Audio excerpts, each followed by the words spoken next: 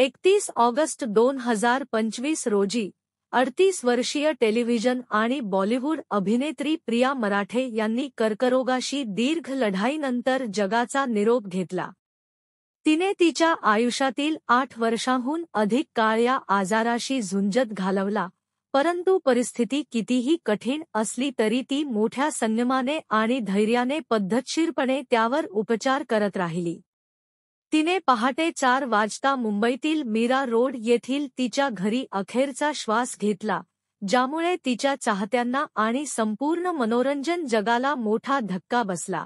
तिने तिच्या काळातील काही सर्वात लोकप्रिय शो जसे की पवित्री रस्ता, जिथे तिने वर्षा ही भूमिका साकारली होती, कसमसी, बडे अच्छे लगते हैं, साथ निभाना साथिया आणि अनेक प्रशंसित मराठी नाटकांमध्ये तिचे कौशल्य सिद्ध केले होते। सुबोध भवानी सारख्या तिच्या सहकलाकारांनी तिच्या शिस्त आणि प्रत्येक भूमिकेत प्रामाणिकपणे वागण्याच्या क्षमतेबद्दल तिचे कौतुक केले आणि म्हटले की तिच्यासोबत काम करणे आणि तिची उपस्थिती बहिणीसारखी होती।